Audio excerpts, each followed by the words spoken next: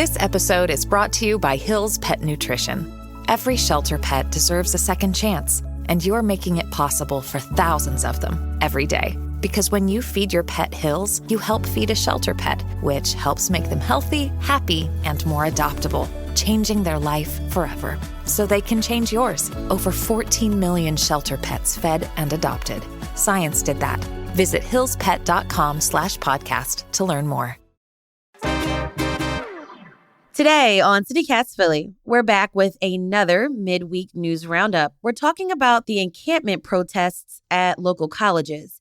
Bye-bye diesel, SEPTA is running hybrid buses, and the city's also rolling out a new green initiative.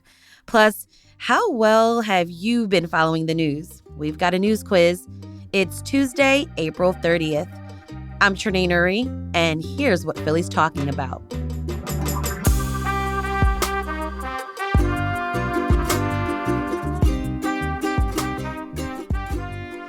Joining me this week is Laura Benshoff, CityCast Philly executive producer. Hey, Laura.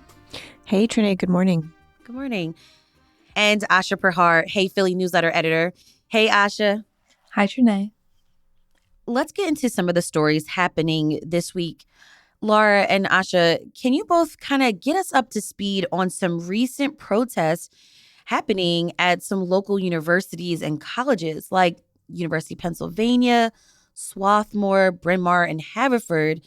According to the Philadelphia Inquirer, as late as last week and over the weekend, demonstrators set up encampments and held their ground.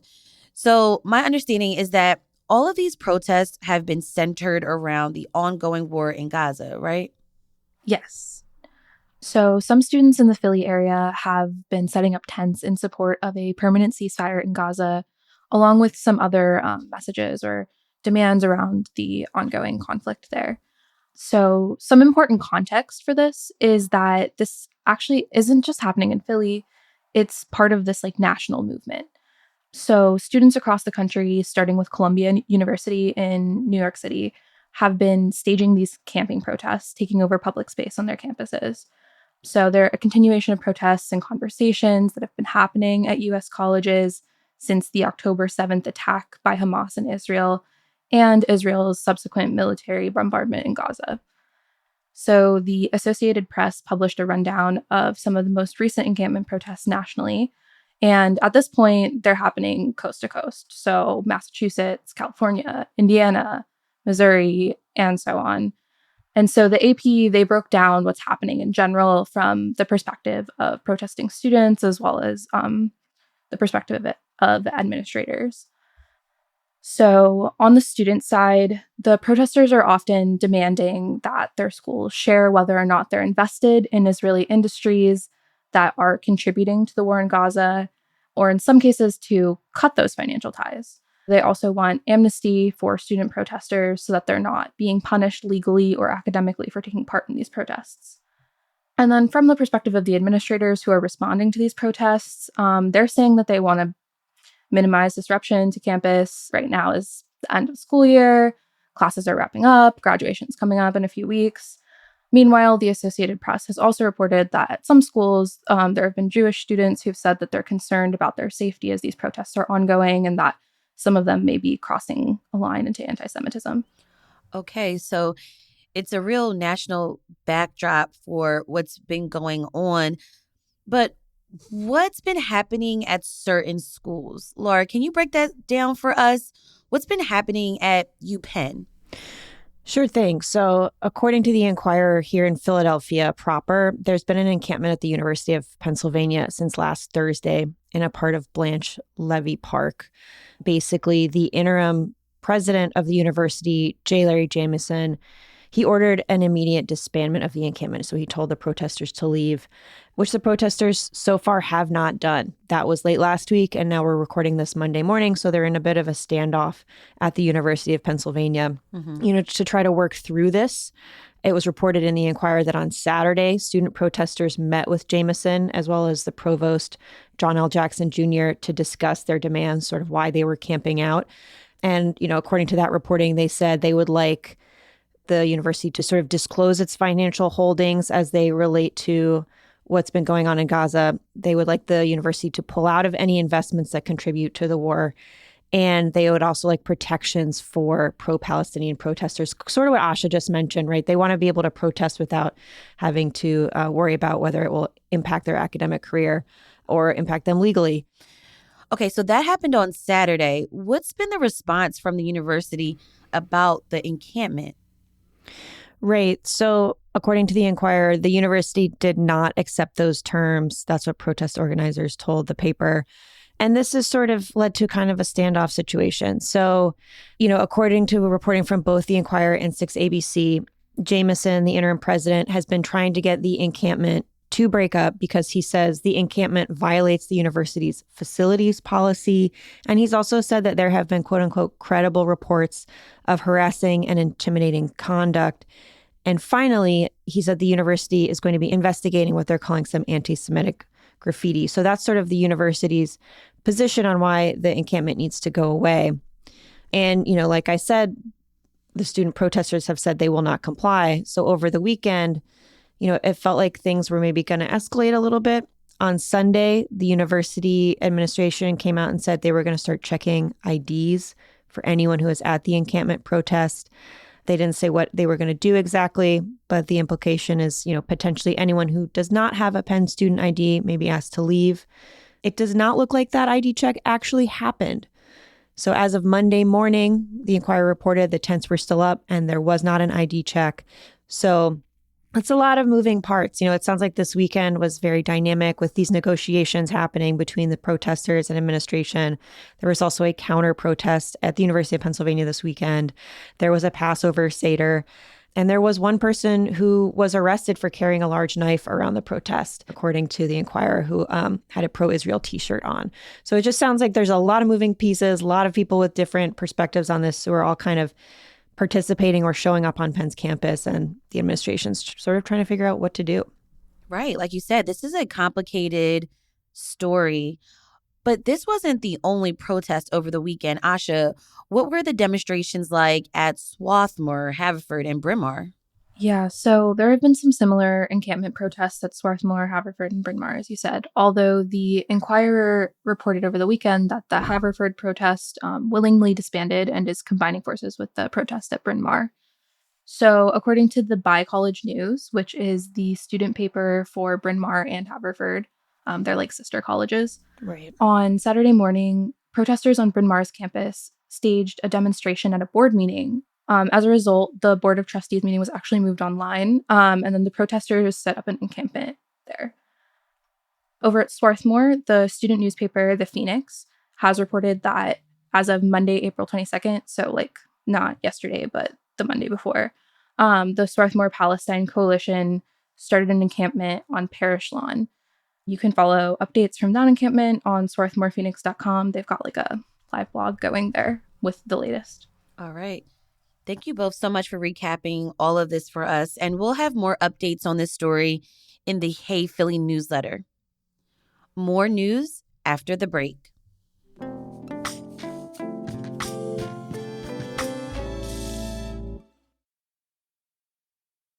Let's get back into some more news of the week. SEPTA and the city are going to be adding some new green initiatives in the coming months. Laura, can you tell me about SEPTA? No more diesel buses? That's right. If you're used to getting stuck behind a stinky bus, maybe that won't happen anymore. So there have been some big climate updates around the city and what SEPTA is doing, like you said. And one of the recent news items was late last week, SEPTA announced it has retired its last all-diesel bus. That's according to KYW News Radio. According to that article, SEPTA has about 1,400 buses. Mm-hmm. And now they've switched over to diesel hybrid models, so still burning some fossil fuels, but not as much. SEPTA claims that these models reduce greenhouse gas emissions and also have better fuel efficiency than the all-diesel buses that they had been using for a while. And then this is sort of a part of their transition of their fleet. So now they're hybrid, but later this year, there's yet another kind of bus coming that you might see around on Philly streets. This is a hydrogen-powered bus. So according to SEPTA's website, their board approved buying about 10 of these buses, and they're supposed to roll out sort of in late 2024. And the way they work is that they get power from hydrogen fuel cells, which basically makes them run like an electric vehicle. They don't have any tailpipe emissions. So, you're not going to have any of that exhaust anymore where these buses are concerned. And it's basically better for air quality and quieter potentially. So that sort of like loud diesel engine you might associate with SEPTA buses potentially is going away. And this is part of a bigger initiative that SEPTA is doing. They're trying to have a zero emission bus fleet by 2040. So still a few years away, but they're taking steps. So they're getting there, if you will. This is cool. I wonder what the buses look like. If they're like, good question. Like a Tesla? No, I don't know. I wonder, do you think they make that really high pitched like whine sound that electric vehicles do? You know what I'm talking I know about? what you're talking about. Yeah, it's like this like hum. Mm-hmm. It's like sounds like the future. Yeah, it sounds like the future. Yeah, it does. I was definitely on a bus the other day and I noticed that it wasn't like super rumbly. So I don't know what type of bus I was on. It might have been the hybrid. Yeah, because I was like, wait, why don't I hear anything? Like, why is there no rumbling? So, well, it's been quiet because the Sixers lost. So, I mean, I don't know. All right. And as I mentioned at the top, the city also has an initiative going on. They're going to continue a solar energy project that actually started during former Mayor Jim Kenney's administration. Yeah, that's right. So according to the Enquirer, Philly City Hall and the airport are now partially powered by solar panels. They're not on City Hall, though. They're actually solar panels that exist in an array out in central Pennsylvania near Gettysburg. And this is a project that's been in the works for the last 6 years. So during the Kenney administration, according to the Enquirer, sort of the wheels got turning for this. And now it's happening. They're pulling power from these solar panels. And this is supposed to help make our energy mix cleaner here in the city because it does not produce carbon emissions the same way that burning fossil fuel does. And that's according to Solarize Philly, which is a local sort of solar group in conjunction with the Philadelphia Energy Authority. So as I said, this has been in the works for a while. Mm-hmm. The project was sort of delayed because of COVID, as many things were. But, the city got there. Now, City Hall and PHL Airport are getting some of their power from this solar array. And the plan is to also have this solar power deal also run the water department. So we'll keep an eye out for that. But, little by little, SEPTA's doing things, City Hall's doing things to kind of change how we power our city, which is cool. Could you imagine them putting solar panels on William Penn? On Billy's head? On Billy's head. Oh, my gosh. I don't think it's going to happen.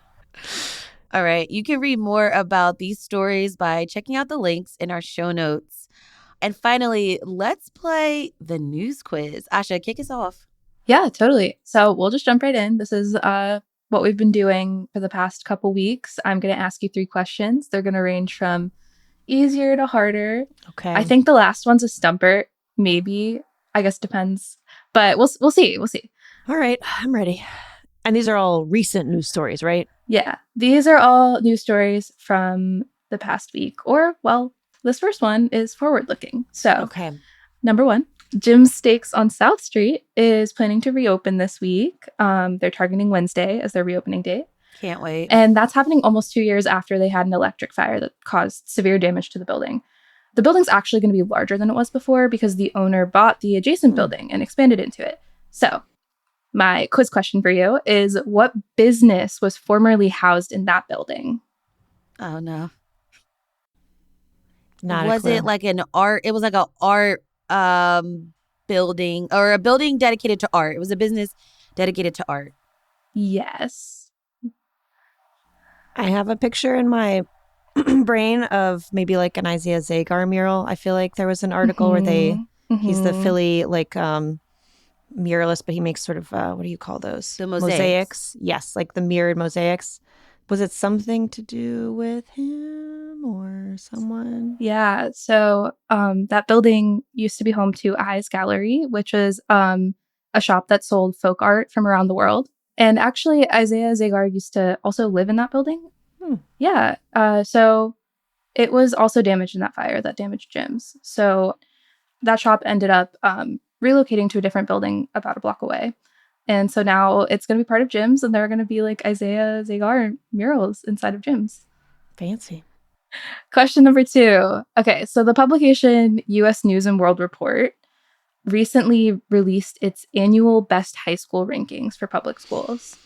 So my question is, which Philadelphia high school was ranked number 4 in the country? I think I know this. Masterman? I'm going to say Central High School. So it was Masterman. The full name is Julia R. Masterman Secondary School, which was also ranked number 1 in Pennsylvania and number 2 in magnet schools nationwide. Wow. And Central High School also did pretty well in the rankings. It was number 5 in Pennsylvania. Nice. Congrats to them. Yeah. If you know anyone that graduated from Central, they often refer to their graduating class as like numbers. So they'll be like 251. Yeah, we're from the 251. And you're like, huh? What? They're referring to their graduation class and they are so proud of it. Yeah. I do know people who graduated from Central and they mention it a lot. Or anytime they like see another Central High School, they're like, fellow Central High School grad. And I'm like, wow, you just know everyone that graduated from your school. But it is an elite crew, so I understand. I understand the pride. It's cool. All right. You guys ready for question number 3? I guess so. Okay. This is also like, I guess, education related. An alum of the University of Pennsylvania recently donated a huge collection of a certain type of item to the school. And this collection is estimated to be worth over $500,000. So, what type of item did this alum donate? You can't see me, but I'm shaking my head right now. It's got to be something that is worth studying at a university. So Yeah. I was like, it can't be like comic books, but it could also be comic books because maybe it's like a cool class. I did not read this. I did not read this Yeah. story. So I missed this. have no idea. I'm going to guess this is out of nowhere. This is just a guess. Rare butterflies. Why not? Some sort of like insect collection. That's my guess. I don't know, Asha. I don't know. Trenae, what if I told you it's comic books? Is it comic books? It is comic books. No way! What? Um, Where was this story at? Yeah. Okay. So this was in Axios, Philadelphia. And Penn also put it on their website.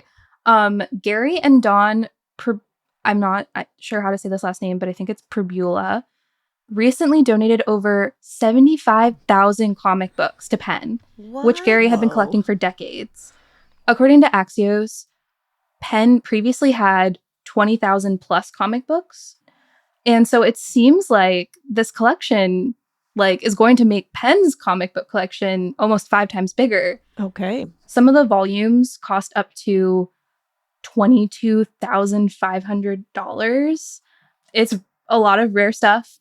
That's cool. Thank you, Asha. Of course. And just a little plug here is if you are listening and you're a fan of playing along with these news quiz segments every week, make sure you're subscribed to the Hey Philly newsletter, because on Friday, I'm going to be doing a version of this headlines quiz with different questions, of course, that you can take as a listener or reader of Hey Philly. So once again, that'll be in the Hey Philly newsletter, which you can subscribe to by clicking the link in our show notes. Awesome. That was Asha Prihar, our Hey Philly newsletter editor, and Laura Benshoff, CityCast Philly executive producer. Thanks for joining me to break down some recent news stories. Yeah, thank you, Trenae. Great to be here. Yeah, thanks for having us.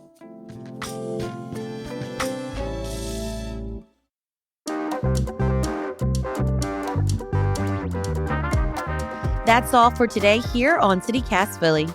If you enjoyed this episode, tell a friend, rate the show, leave us a review, and hit that subscribe button. Be sure to sign up for our morning newsletter, Hey Philly, to learn more about what else Philly's talking about. We'll be back tomorrow morning with more news from around the city. Bye.